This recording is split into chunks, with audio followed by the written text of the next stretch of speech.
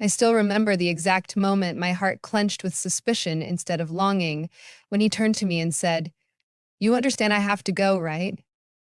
It was so routine, so carefully curated and delivered with that worn, earnest expression on his face that I almost believed him again, just as I had all those other Decembers.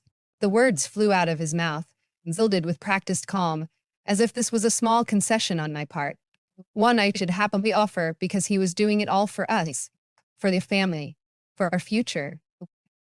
But deep inside my chest, where every year I'd harbored a small, nagging doubt, a spark of fury and heartbreak finally found kindling. He was leaving on a business trip, the same as every winter, near Christmas time, like clockwork. I was supposed to nod obediently and watch his back retreat as he hauled a suitcase full of concealed truths out the door. And I had done so before many times for reasons I told myself were both necessary and loving. But this time something shifted in me, an unease, a flicker of raw intuition that whispered, "Follow him. You need to see for yourself." I couldn't tolerate the half-truths in the form of miles any longer, especially when he insisted it was just a few days of important meetings that happened to coincide with the holiday season every year, without fail, because the pieces didn't add up anymore. The late night calls outside my earshot, the subtle smell of unfamiliar perfume lingering on his collar, the overshadowed ring mark on his finger that seemed to glisten with guilt whenever he returned. I wish I could say I was calm about it, but I wasn't. Fear, trembling, desperate fear coursed through me.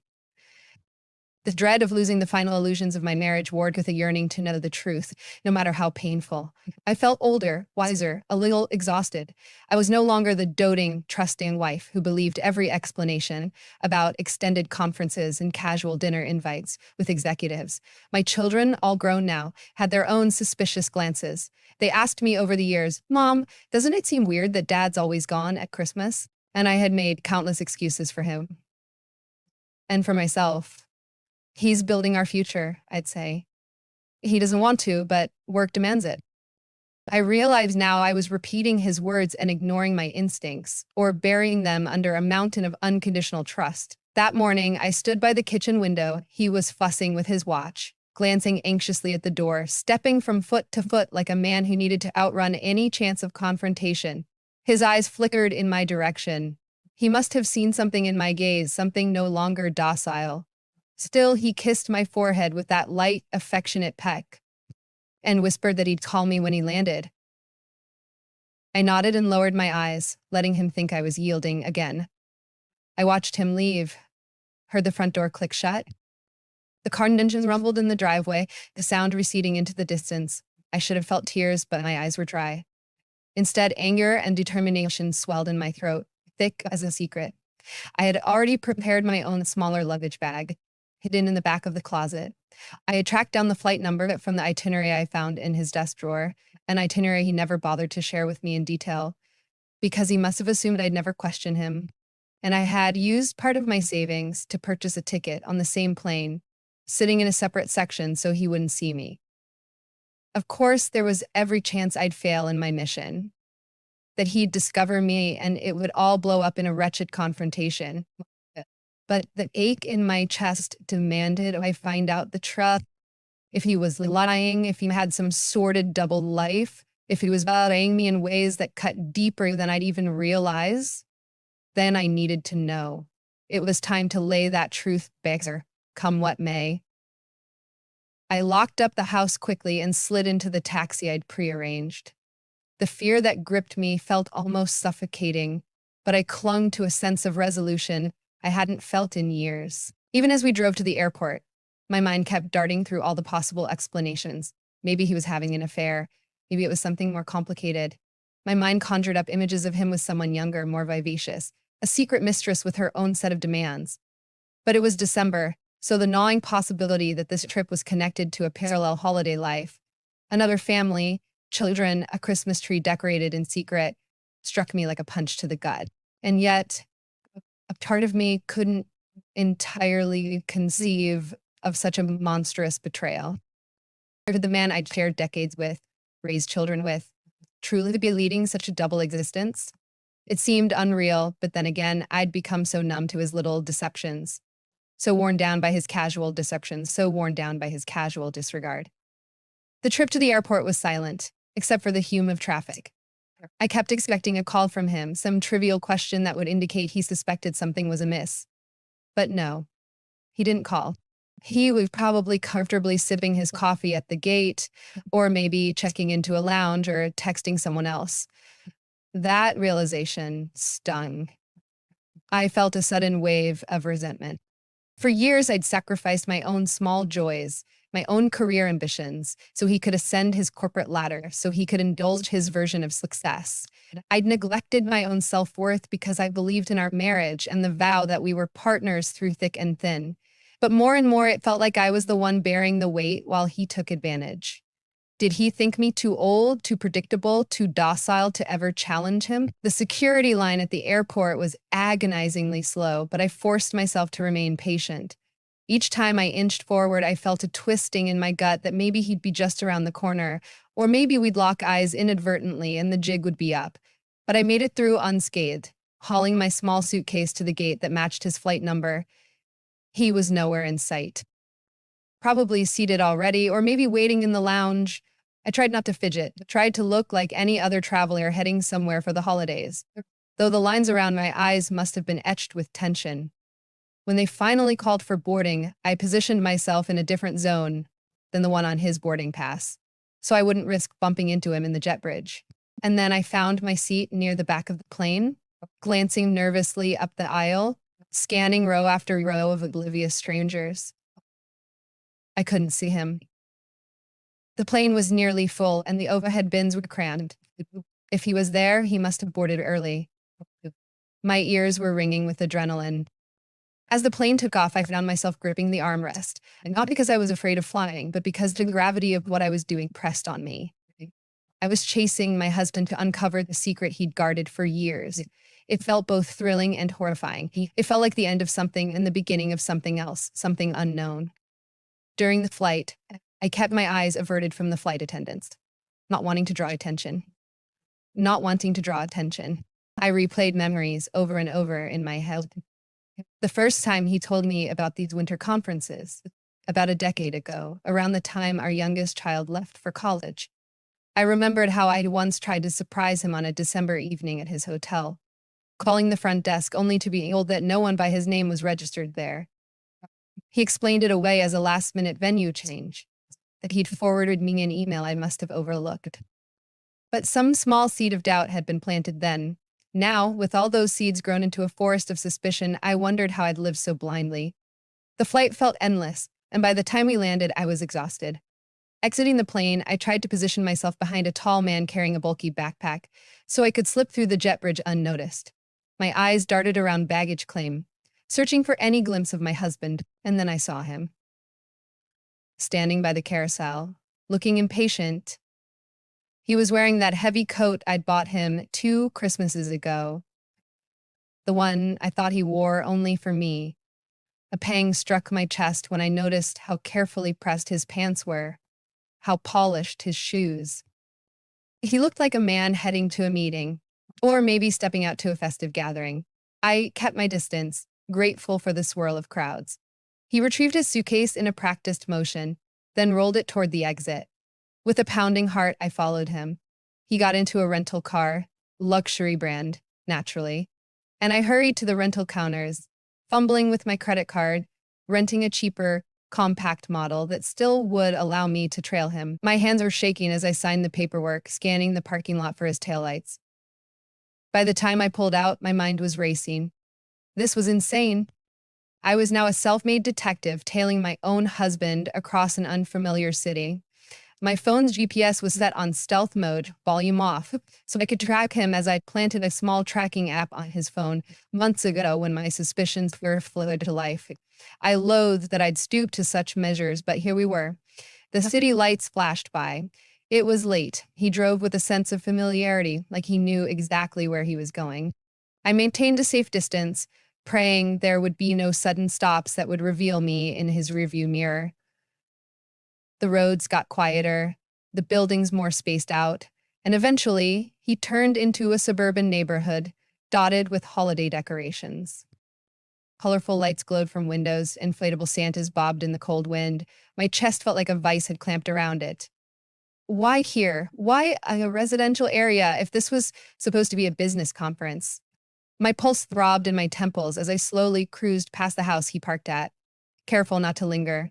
A white two-story place with wreaths on the door, a glowing Christmas tree visible through the window, and a small yard lined with candy cane decorations. I saw him ascend the porch steps. Before he could knock, the door swung open, and a woman greeted him with a wide smile. I couldn't see her face clearly in the dark, but I saw the outline of her embrace. Then a child appeared in the doorway, running to him, arms outstretched. My husband scooped the child up as though he'd done it 100 times. My mind went numb, my hands clenched the steering wheel until they ached. That was it then. Another family. Another Christmas. A living, breathing betrayal made manifest in the form of a cozy holiday gathering. I parked a few houses down, my heartbeat pounding so loudly in my ears that I thought the entire quiet street could hear it. I turned off the engine and sat in the darkness. A swirl of emotions battered me, heartbreak, fury, humiliation, and a sickening sense of relief that my suspicions were vindicated, that I wasn't insane. He had a child here. A child who looked about 6 or 7, old enough to have been around for more than half a decade, while he was still returning to me every year with jaded kisses and half-hearted explanations. Anger coursed through me. I thought of my own children, all grown presumably. Did they know about this other sibling, this entire secret family? I felt a wave of fierce protectiveness rise in my chest, the maternal lioness in me outraged that my children's father would do something like this, carve himself between two families. As I watched the silhouettes moving inside that warm, glowing living room, I felt the cold outside seeping into my soul. I stayed there for hours, hardly moving, just letting the truth settle. At some point, I noticed how the lights in other houses winked off, how the hush of the neighborhood grew. But in that house, I could see glimpses of him through the front window, weaving in and out of sight. There was a flicker of the TV, maybe a Christmas movie. Shadows of what looked like them hanging ornaments or exchanging gifts. It was domestic and intimate, precisely the sort of moment he never quite shared with me in recent years. I thought of all those excuses for not decorating our own home more lavishly, for not buying a fresh tree, for not caring about the silly little traditions we used to love. He'd grown distant, as though the magic of the holiday was lost on him. Now I realized it was likely not lost, but invested elsewhere. My jaw tightened until it hurt. I felt tears threaten, but I swallowed them back, determined not to break down, at least not yet. Numbness took over. At some point, I must have dozed off in the driver's seat, because I startled awake to the faint glow of dawn. My neck was stiff and my head throbbed. And yet, seeing the house in the early morning light, still and quiet, only deepened my sense of horror. I watched, shivering, as my husband stepped out to the front porch around 8 in the morning, dressed casually in a sweater, not the usual business attire. He picked up the newspaper from the porch, like a man who lived there, like a father who did Sunday mornings in that house. I sank in my seat, terrified he'd see me, but he went back inside without once glancing around. I realized I couldn't just sit there forever. My mind rattled with possibilities. Should I storm up to the door, confront them all in a dramatic fashion? Should I retreat to a motel and plan how to deal with this? Should I gather photos, evidence, something to show my children, something to ensure that I wasn't just dealing with a twisted dream? My chest pounded with anger, but also with the knowledge that this was an entire second life. It wasn't a fling. He had a child here, maybe more than one for all I knew. They had a house, a routine, a holiday tradition. I felt a wave of revulsion that I'd spent years alone in our family home, letting him work while he was playing husband and father somewhere else. Did that woman know about me? Or did he spin some lie about a bitter ex-wife, painting himself as a doting father torn away from an old life? My cheeks burned at the thought of how he might have portrayed me, the disrespected wife who'd done nothing but support him. Swallowing the lump in my throat, I started the car and pulled away, careful not to attract attention. I had no idea where I was going, only that I needed space to breathe and think. I ended up in the parking lot of a small diner on the edge of town. The neon sign blinked. Open 24 hours. My stomach churned with hunger and anxiety, so I went in, ordered a black coffee, and stared at the chipped tabletop while I tried to piece together a plan. My hands trembled. The waitress asked if I was okay, and I forced a half smile, nodding, lying that I was just traveling and tired. The smell of greasy bacon and burnt toast reminded me of the breakfasts I used to make for him. I thought of all the times I'd set the table for the two of us, like the times we had slow Sunday mornings together. Had those been real? Or had he been merely passing time until he could leave again? A surge of bitterness swelled. I reminded myself of my vow. I wouldn't cry in public. I'd hold myself together, at least for now. After paying for the coffee, I made my way to a nearby budget motel. The clerk, an older gentleman with kind eyes, barely glanced at me except to register my credit card. The room itself was plain, with a musty smell, but it had a bed and a bathroom. I shut the door behind me and sank onto the bed, letting the sobs come at last. I pressed a pillow to my mouth to muffle them, feeling a rush of humiliation. How had I been so gullible? All those years of blind faith wasted. All those carefully wrapped presents at home, the lonely Christmas Eves, the times I told myself that it was all worth it because he was out there providing for us. I wept until my eyes stung and my throat was raw, and then I just lay there, staring at the cracks in the ceiling. Numb. A few hours later, my phone buzzed. It was him. I felt a violent urge to throw the phone across the room, but I answered in a shaky voice. He spoke calmly, like everything was perfectly normal. Hey, babe. I just landed a while ago. Long flight, so I'm settling into the hotel. Meetings start this afternoon. Might run late. I'll try to call you again tonight, okay? I swallowed, trying to keep my voice steady, though my body shook with anger. Sure, I replied quietly. Don't worry about it. I know you're busy. He made some vague warning comment about missing me, then hung up. I clutched the phone to my chest. The tear was burning my eyes, fury in my veins. How dare he lie so seamlessly? The same lines he'd probably repeated to me year after year. It felt like living in a twisted dream. That night I returned to the neighborhood in my rental car, parking on a different street this time, making sure I'd not be seen. I watched from a distance as my husband carried takeout bags inside. Through the window, I saw them gather around a table, the child with an eager grin, the woman laughing. They looked like a family. My heart twisted with anguish, so intense I couldn't breathe. This time, I snapped photos on my phone, my hands trembling so badly I had to take several shots to get them in focus. I needed proof. Proof for me, for our children, for a lawyer if it came to that. The hours dragged on. I was frozen, emotionally and physically. The night air was cruel, but I couldn't tear my eyes away. Eventually, the curtains were drawn, and I was left to stare at the closed windows. I wondered if he was tucking that child in at night, reading bedtime stories he never offered to read our own kids when they were small. The wave of betrayal was so strong, it almost knocked me over. I realized I might do something rash if I stayed much longer, so I made my way back to the motel, exhausted. Days passed in a hazy blur. I observed him from afar. I saw him carry groceries in, accompanied by that other woman. She had a ring on her finger. I couldn't see it well, but it glinted under the streetlights. My mind reeled at the possibility that he'd married her, bigamy style. Or maybe it was just a gift. Either way, it felt like a searing confirmation of just how elaborate his deception was. I saw him decorate a Christmas tree with them, adjusting a shining star at the top while the child clapped.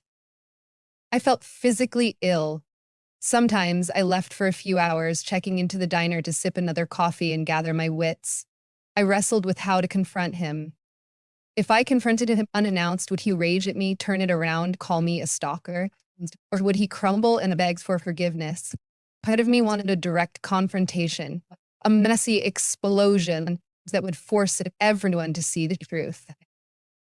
Another part of me was terrified of losing everything, of the loneliness that might follow. But I knew deep down that I'd already lost him, or never truly had him to begin with. One particular evening, the street was covered in fresh snow. and the lights from inside their house gave it a postcard glow. I was parked at a corner, engine off. Through the swirl of flurries, I noticed something in the yard, a tiny snowman the child must have made, adorned with a bright scarf. It looked so innocent, so heartbreakingly normal. That's when it hit me. That child had no choice in all this. They were an innocent party in his elaborate lie. And though I despised what my husband had done, I felt a pang of sympathy for the child who was being raised in a household of secrets, just as I had unknowingly endured. The next morning, I awoke in the motel room to a text from my daughter, the eldest. She asked how Dad's business trip was going, told me she and her sibling wanted me to come over for Christmas Eve so we wouldn't be alone. I felt the sting of tears again, remembering how my children had for years watched me sit at our family dinner table alone on Christmas because their father was out of town. I typed back a vague response, lying about needing to check my schedule. My heart ached. I wanted to confide in them, to let them share in my outrage, but I couldn't do it over text. And I still wasn't sure how I was going to handle the knowledge I now possessed. Instead, I made a decision. I would speak to him face to face. I wasn't going to keep lurking like a shadow in the cold. I was done. That evening, around dusk, I watched from a safe distance as he left the house alone and got into his rental car, presumably heading to somewhere, maybe a store, maybe a meeting. I waited until he was out of sight.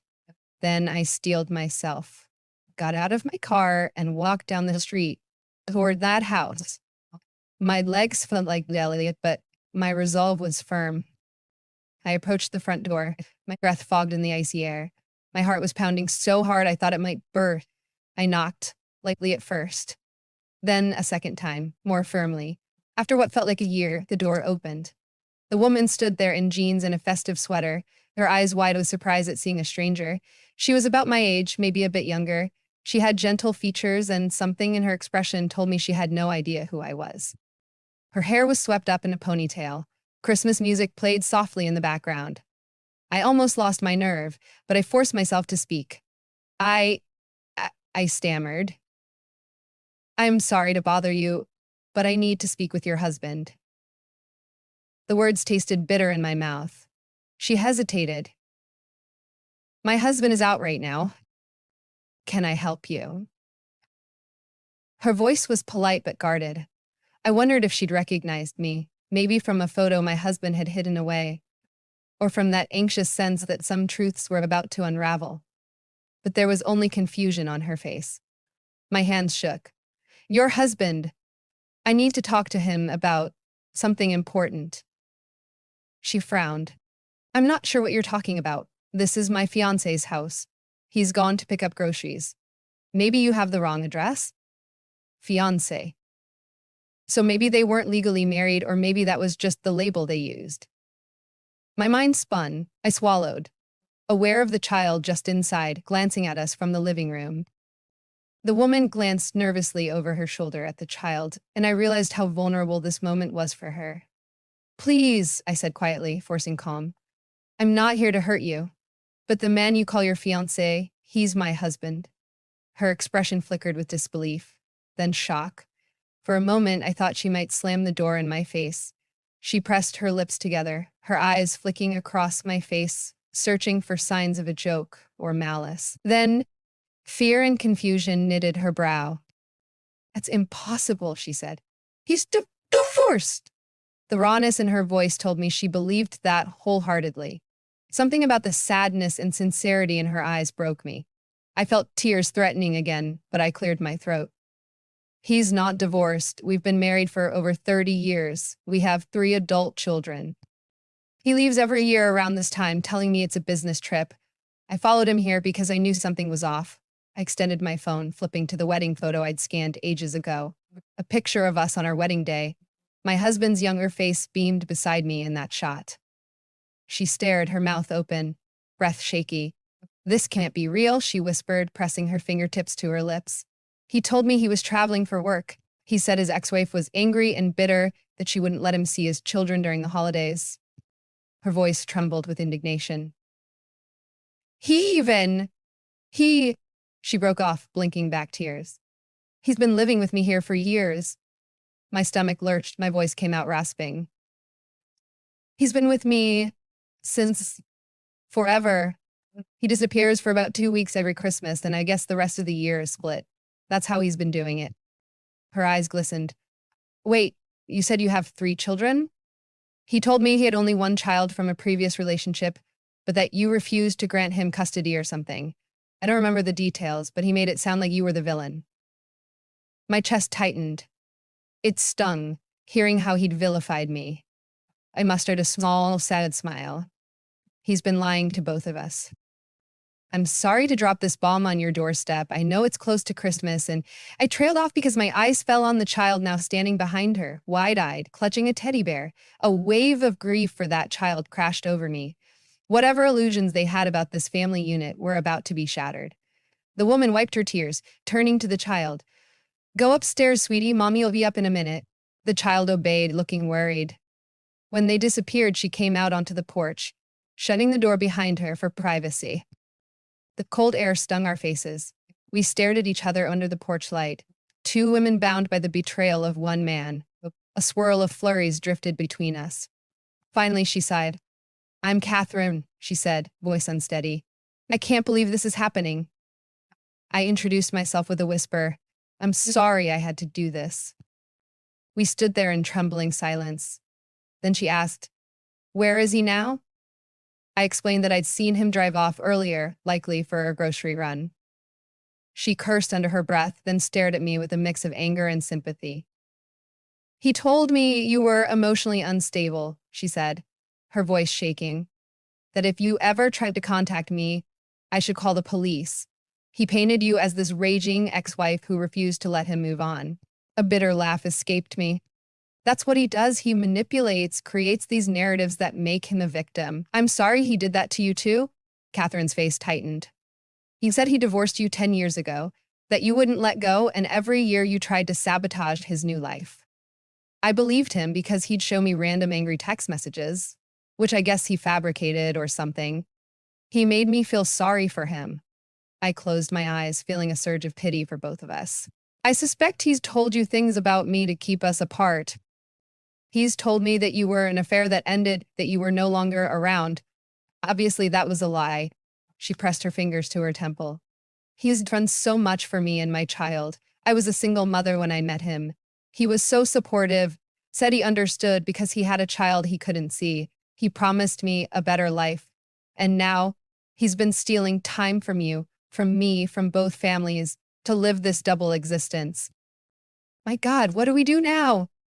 I wanted to collapse. My knees felt weak, but her eyes searched mine, desperate for some direction. I heard a car engine outside, drawing near. My heart thundered.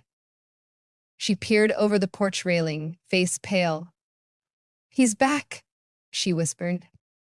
We stood frozen, 2 statues in the cold, waiting for him to step onto that porch.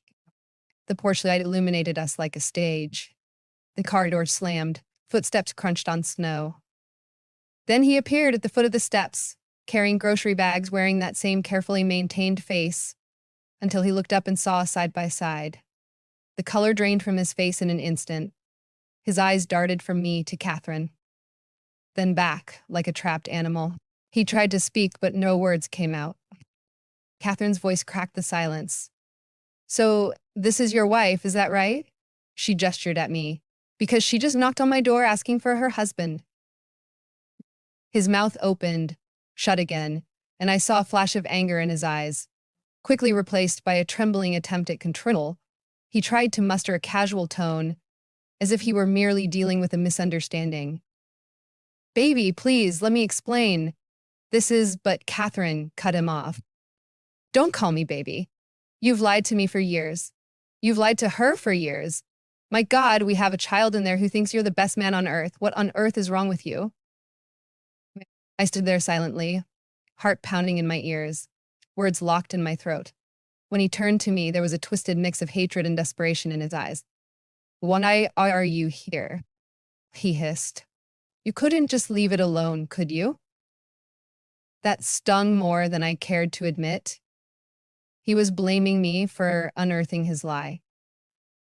Catherine let out a mirthless laugh. That's what you're upset about? That she came to expose your secret? You're unbelievable. He set the grocery bags down on the snowy step, hands shaking. Listen, I can explain everything, he pleaded, his voice sounding foreign to me now. I never meant to hurt anyone. It just happened. I love you both, but in different ways. I was trying to do the best I could given the circumstances. I snapped out of my shocked silence. The fury burst forth. You love us both? You have the audacity to say that after years of lying, playing father in secret, painting me as the monster? How dare you even stand there and claim any moral high ground? Catherine's tears mingled with her anger. You told me you had no living family except for that child you never got to see. You said you were alone in the world, that I was your only chance at a proper Christmas with a family. She broke off, voice quivering with heartbreak. I believed you. I let you into my life, my child's life. You're a liar and a coward. He looked back and forth between us, desperation creeping in. Let's not do this out here. Let's go inside and talk like adults. We can figure out a solution. He actually reached for Catherine's arm, but she shrugged him off. You can't be serious, she spat. You want me to let you inside near my child after this? You have another wife. You've been lying every year. She looked at me, tears brimming. And what do you want to do? I was trembling with rage and heartbreak, my breath ragged in the cold air. I found myself shaking my head. He's not stepping into that house with me there. I won't subject your child to a screaming match. We all know the truth now. I just wanted to see it for myself, and I have. My husband's voice cracked. Please, we can work something out. Don't punish me without hearing me out. I've supported you, Catherine. And your child. I've also supported our other family. I laughed bitterly. You mean our children are the other family to you now? That's it. Then he tried to approach me. We can talk privately. We can figure out a way to handle this. You can't just throw away a lifetime. I stepped back. You threw it away when you decided to live a double life. I'm done with your excuses. I don't want to hear any more lies. Catherine's face hardened. I want you gone, she told him, voice trembling with tears. Get your things and get out. You're not welcome here until I decide what to do next. He stared at her, then at me, clearly panicking. Where am I supposed to go? This is all I have right now. I have nowhere else to stay. I let out a cold breath, feeling an odd sense of empowerment. Go to a motel like I've been doing. Figure out your next move. But you're not stepping foot in my house again until I decide if we're getting a divorce or something more final. The word divorce slipped out, and it felt like a stone hitting the ground. For me, it was the culmination of a betrayal I could never forgive. He looked genuinely afraid. Wait, can we just talk for a minute? Let me explain. Catherine gave a sharp, humorless laugh. Explain? What's there to explain? You've been lying to me for years. You have a wife you never divorced, a marriage that's still valid, and you strung me along with talk of being my fiancé. You think I'm going to listen to some twisted sob story about how you felt obligated to both of us? Her gaze blazed with fury. No, I won't subject my child to more lies. Get out. His shoulders slumped, and for a second I thought he might cry. I felt no pity left in my heart. Only a hollow ache that might later become pity, but not tonight. He stepped off the porch, rummaged through his pockets, fumbled for his keys.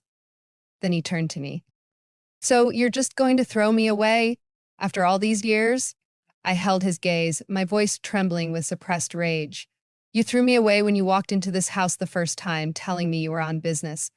Don't put that on me. Catherine nodded, tears streaming down her cheeks. Go, she repeated. He grabbed his grocery bags, almost comically, and trudged back to his car. He looked back at us once, tears in his eyes, as though seeking mercy. I gave him none. Neither did she. He drove off, leaving tire tracks in the snow. Silence enveloped us. Catherine and I stood there on that porch for a few moments, both of us shivering, both of us reeling. Finally, she turned to me, voice shaky. What happens now? I felt a wave of compassion for her. I'm going to a motel. I suppose I'll be calling a lawyer soon, maybe talking to my children. I can't see a future with him in it. Catherine exhaled a shaky breath. I need to talk to my child, figure out how to explain why he's gone. I need to call my sister, maybe. I'm sorry this happened. I shook my head. You're just as much a victim in this as I am. Don't apologize. She gave a sad nod, and then, without any more words, we parted. I walked back to my car feeling both devastated and strangely unburdened. The secrets were out in the open. There was no going back. I drove to the motel, mind spinning with the repercussions of what I had done. My phone rang a few times. Unknown number, probably him trying to reach me. I ignored it. I locked myself in the motel room, sank onto the bed, and let the tears come in waves, mingled with an odd sense of relief. It was over. The next morning, the text started. He sent me a string of messages, ranging from pleading and regretful to angry and accusatory. I read them with a numb sense of detachment. I responded only once, telling him to send me his lawyer's contact if he had one, that I was done. Then I turned off the phone for a while, letting the thick silence of the motel room surround me. I felt old, tired, and deeply betrayed, but there was a flicker of empowerment in my chest. I had discovered the truth. I hadn't let him continue to gaslight me. I had taken back the narrative of my own life. Now I had to figure out how to move forward, how to rebuild whatever remained of my sense of self-worth. Days blurred into one another.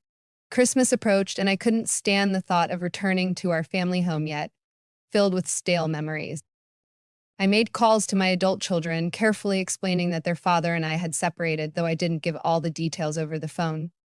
They were shocked, worried, but also supportive. My eldest insisted I come stay with her, but I wanted space. I said I'd visit after Christmas, that I just needed time alone. They seemed hurt by my refusal, but I couldn't face the holiday cheer or pitying glances. Not yet. Meanwhile, my husband texted me updates about how Catherine had locked him out. He was staying in a hotel, begging me to talk. He said that Catherine was refusing to let him see their child, that he was alone and miserable. He tried to spin it as if we shared a mutual heartbreak. I read those messages without replying, feeling my anger boil each time. It was so typical of him to play victim. He seemed incapable of grasping the magnitude of damage he'd caused.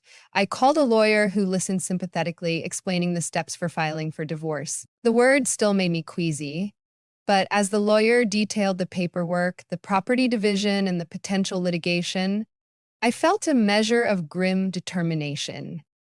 This was the path forward. I also found myself contacting a therapist, a local woman recommended by the lawyer's office, because my nights were haunted by insomnia and nightmares. The first session was just me sobbing into a box of tissues, telling my story in a broken voice, but it helped to have someone listen without judgment. Christmas Eve arrived, and instead of sitting in my usual lonely house or driving aimlessly, I decided to do something for myself. I checked out of the motel and found a small cabin rental outside the city. It wasn't glamorous, but it had a fireplace and a view of snow-capped pines. I stocked up on groceries, determined to give myself a quiet space. That evening, I lit a fire, poured myself a mug of tea, and tried to reflect on my life without him. It was both terrifying and liberating to imagine a future that didn't revolve around waiting for him to come home. My phone lit up with text from my children, wishing me a Merry Christmas, sending pictures of their own celebrations. I felt a pang of loneliness, but I also felt that I needed this solitude. My phone also buzzed with messages from him, the same pitiful pleas. I shut it off. Outside, the wind howled through the trees, but the cabin was warm, and the glow of the fire seemed to cradle me gently. I found myself crying softly, mourning the life I thought I had, the illusions I'd been clinging to for so long. But beneath that sadness, there was an ember of something else. Hope. I realized that, for the first time, I had a choice. I could decide what came next, rather than letting him shape my life with his lies. The next morning, Christmas Day, I watched the sunrise through the frosted window. I felt strangely at peace. My heart still ached, but I recognized something inside me had awakened, a will to stand on my own. I brewed coffee, sat at the small wooden table, and gazed out at the snowy landscape. The solitude was both painful and soothing. My thoughts drifted to Catherine and her child, imagining the heartbreak they must be going through. I wondered if they still put gifts under the tree, if the child would be confused and devastated that he didn't wake up to see them. I considered reaching out to her, but decided it might be too soon. She was likely trying to protect her child's world from further collapse. Still, I couldn't shake the sense that we shared a bond now, a bond forged by betrayal and heartbreak. The day passed quietly. I read a few chapters of a novel I'd brought, tried to eat something, though I had little appetite. My mind circled back to the same thought. Where do I go from here? My life had revolved around him for so long. The idea of forging a new path so late in my life felt daunting. Yet the alternative, pretending none of this had happened, was unbearable. In the late afternoon, I mustered the courage to call each of my children, one by one, to explain in broad strokes what had happened. I didn't detail the existence of the other family yet, but I made it clear that their father had betrayed my trust in a profoundly hurtful way. Their reactions varied from shock to fury. My youngest, in particular, demanded to know everything. I promised we'd talk in person soon, maybe after the new year. We cried together over the phone, but I tried to reassure them that I was strong enough to handle this. I ended the calls feeling drained but also supported. At least they knew. That night, I felt restless. I stepped outside the cabin, bundled in a coat, boots, and scarf, and wandered through the snow under a sky full of silent stars. The air was cold, biting at my cheeks, but it invigorated me. I realized that for the first time in years, I wasn't waiting anxiously for him to come home. I wasn't wondering if he'd call or if he'd be distant or critical. I was alone, yet somehow more at peace. I walked until my limbs ached, then returned to the warm glow of the cabin. Over the next few days, I tried to center myself. I contacted real estate agents back in my hometown to discuss the possibility of selling the house, or at least figuring out how to manage it after the divorce. My lawyer emailed me forms to start the proceedings, and I read them carefully by the fireplace, tears occasionally splashing onto the pages. It felt surreal, unraveling a marriage of decades in a matter of signatures, but I knew it had to be done. One chilly afternoon, about a week after Christmas, I decided to call Catherine. I still had her number from when we exchanged contact information during that horrible porch confrontation. My stomach fluttered as it rang. She answered in a subdued tone. Hello? I introduced myself, bracing for anger, but she just sounded tired, worn down by the chaos. We spoke for a bit, gingerly. She told me how her child had been crying for Daddy, how she would struggle to find the right words to explain his disappearance. She hadn't told her child the full truth, only that he had to go away unexpectedly. She told me she was contacting a lawyer, too, though the legalities of their arrangement were different since they weren't officially married. She was also worried about the emotional fallout, about how to protect her child. I felt a wave of compassion. We chatted awkwardly, two strangers forging an uncomfortable alliance in the wake of the same man's betrayal. She apologized repeatedly for any role she might have played in hurting my family. I assured her that she, like me, had been fed lies. Eventually, we said goodbye, both acknowledging that we might speak again, but needing to navigate our own emotional terrain separately. That conversation left me shaken. It brought home the reality that my husband, or soon-to-be ex-husband, had woven a web that ensnared not just me, but an innocent child as well. I felt a mixture of fury at him and sadness for the child. My nights remained haunted by restlessness, but I felt increasingly resolved about the divorce. I told myself that once the new year dawned, I'd return home, meet with the lawyer in person, and set the wheels in motion. Life, in all its complexity, had to move forward. On New Year's Eve, I found myself alone in the cabin again, listening to the wind whistle through the pines. I stared at the clock on my phone as midnight approached, recalling all the times we'd toasted champagne together. Now, I had no illusions, no champagne. Yet, I had a quiet determination that next year would be different. As midnight struck, I whispered a silent vow to reclaim my life, to not let his betrayal define me. When the morning light crept in on the first day of January, I felt a calm acceptance settle over me, as though I'd survived the worst and was ready to heal. I made the drive back to my hometown, the roads icy, the sky steely gray. My heart clenched when I approached the driveway of what used to be our shared house. It looked lonely, blanketed in snow, Christmas decorations still up from before, a silent testament to the illusions that had once lived there. I parked the car, walked to the door, and paused before opening it. My mind played the memories of him leaving through this very threshold, suitcase in hand, year after year. But now, it was my turn to decide what came next. Slowly, I unlocked the door and stepped inside. The air smelled stale. I flicked on lights, noticing a thin layer of dust on the furniture. My eyes roamed over the pictures on the mantel, family photos, reminders of a life that felt distant now. I swallowed hard, resolving to pack them away at some point, or maybe leave them until I was ready to sort the memories.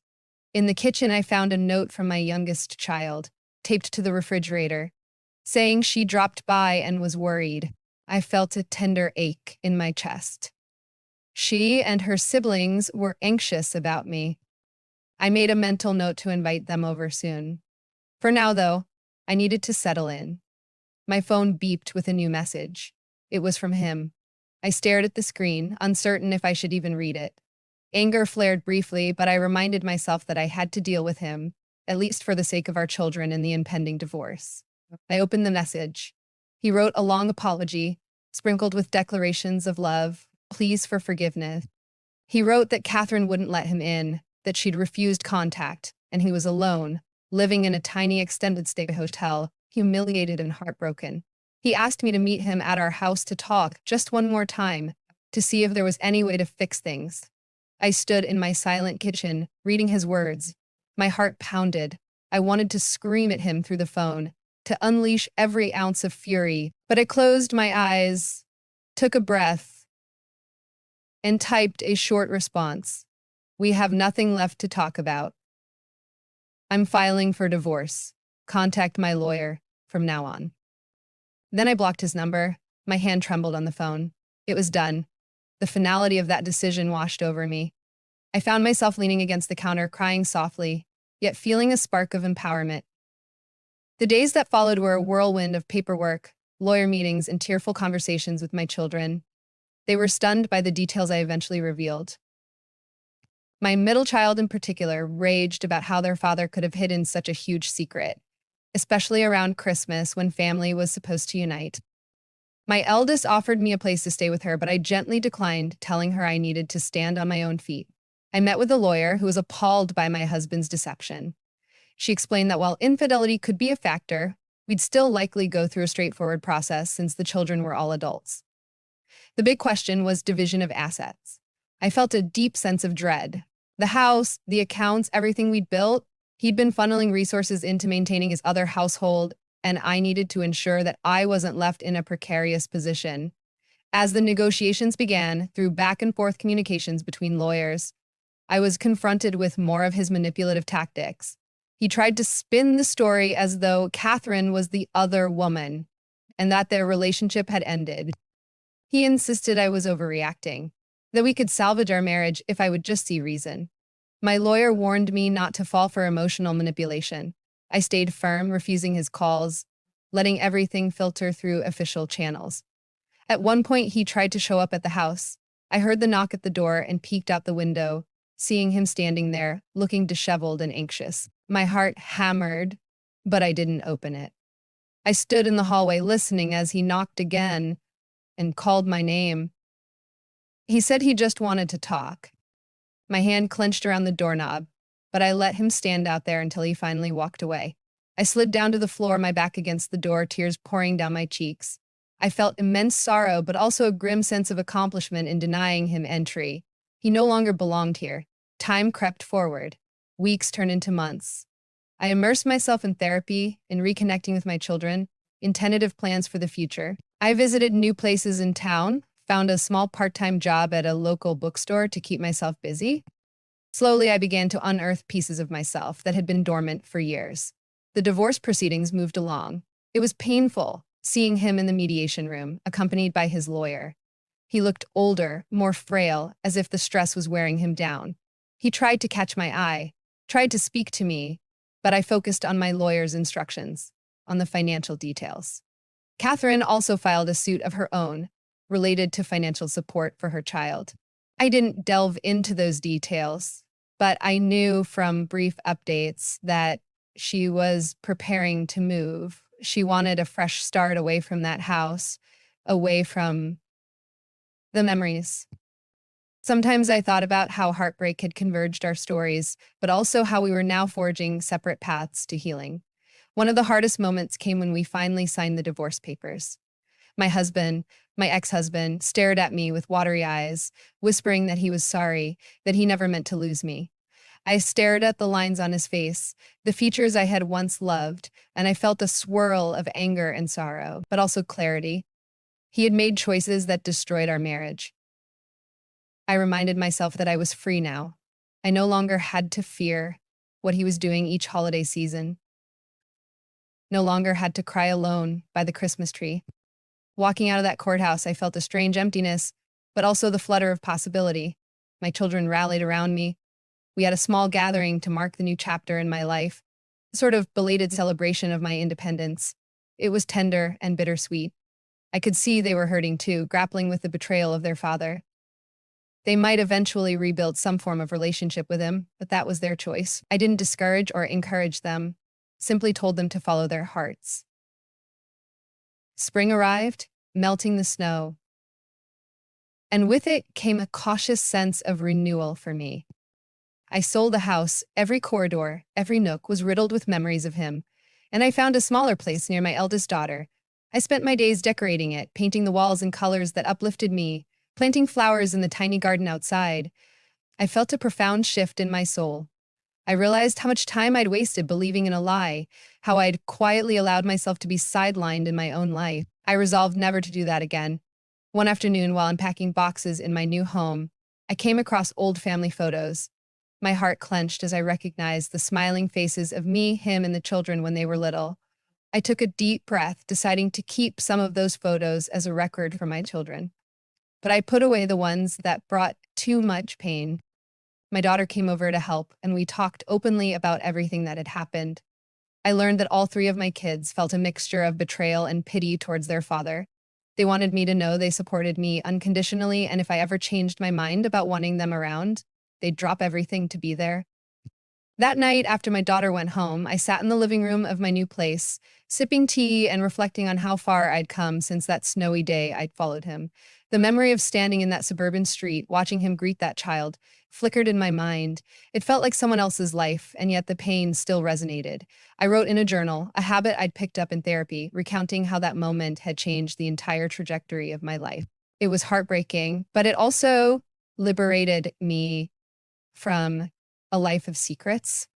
By summer, I was feeling more stable. The divorce settlement had gone through, leaving me with enough to start over, though not without financial compromise. Still, I refused to dwell on the loss. I felt a renewed sense of purpose, even exploring new interests. I attended a local community center's painting class, discovering a creative spark I didn't realize I had. I also volunteered at a women's shelter, wanting to share some of the empathy I'd developed through my experiences. Yet, despite these positive steps, there were nights I felt the old ache, tugging at my heart, memories flooding back. I allowed myself to feel them, to grieve. Grief, I learned, is not a linear process, especially when betrayal is involved. It comes in waves, sometimes surprising you on an otherwise sunny day. On one such day, a text appeared on my phone from an unknown number. It was Catherine. She wrote that she'd moved to a different city with her child, that she was slowly rebuilding her life. She mentioned she was in therapy too, and that she sometimes felt compelled to reach out to me because no one else truly understood what she'd been through. I hesitated, then typed a supportive message, telling her I was glad to hear she was doing better, offering an ear if she ever needed to talk. It was strange, forging a tentative connection with the woman who'd once shared my husband in a sense, but we had a bond of survival now. In the months that followed, we exchanged a few sporadic messages. She told me that he sometimes tried to contact her, claiming he wanted to make amends, but she was done. Her child was adjusting, though it was hard for them to lose a father figure so abruptly. I encouraged her to stay strong, to focus on the future. She returned the sentiment. As the year wore on, I continued to piece my life back together. I found a steady job at the bookstore, where I spent my days surrounded by stories. Stories of hope, betrayal, love, and loss. It felt fitting. I embraced my role as a mother to grown children who were forging their own paths. They visited me often, bringing laughter and warmth into my cozy new home. I also allowed myself to think about the possibility of companionship again someday, though I knew I needed time to heal before I could fully trust another man. I went to therapy weekly, tackling the lingering resentments and heartbreak. My therapist often reminded me how far I'd come, how I'd taken control of my narrative. No longer was I the neglected wife waiting at home. I was the woman who had confronted the truth, even when it threatened to shatter me, and had risen from its wreckage. Christmas rolled around again the next year, and I found myself experiencing a swirl of emotions. I dreaded the anniversary of my discovery, but also felt determined to reclaim this holiday. I decorated a tree in my new living room, bright and bold, refusing to let the ghosts of last year overshadow me. My children came over, we made hot cocoa, and we strung popcorn garlands like we used to when they were little. There was an unspoken understanding among us that things were different now. I wasn't the same woman who once accepted the lies. They weren't the same kids who wondered where their father had gone each holiday. We were forging a new tradition, built on honesty and mutual support. On Christmas Eve, I found myself alone for a moment in front of the tree. The lights blinked softly, casting colorful patterns on the walls. I thought of all the times I'd sat in the dark, waiting for him to call, swallowing my disappointment. Now I felt a pang of sadness that this marriage had ended so painfully, but I also felt a quiet sense of triumph. I had survived. I'd refused to be a bystander to my own life. The following day, my children arrived, arms laden with gifts and groceries, determined to cook a holiday feast. We laughed, sharing memories of their childhood. We avoided mentioning their father, focusing instead on our bond, which had strengthened through adversity. At one point, my youngest child whispered to me, "I'm proud of you, Mom." And I had to blink back tears. Late that night, after everyone had gone to bed or headed home, I stepped outside for a breath of cold winter air. I looked up at the sky, the stars shimmering. I felt the crisp snow under my feet, that same hush I'd felt the year before when everything had collapsed. But now, instead of dread, I felt something like freedom, and a sense that I'd stepped out of the shadows into my own future. I wrapped my coat tighter around me, a half smile forming on my lips as I remembered how it all began.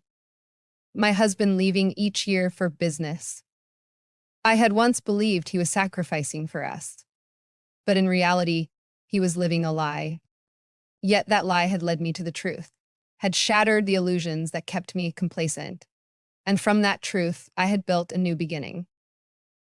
Before going back inside, I sent a short text to Catherine. "Merry Christmas. I hope you and your child are doing well." Almost immediately, she texted back, "Merry Christmas. We're good. Thank you for everything." I realized in that moment that even though my husband had betrayed both of us, we had emerged stronger. I tucked my phone away, stepped back into my warm house, and closed the door on the cold. My heart still bore the scars, but it also held the promise of a life reclaimed, a future that belonged fully to me. And that, I realized, was the greatest gift I could have unwrapped this Christmas or any other.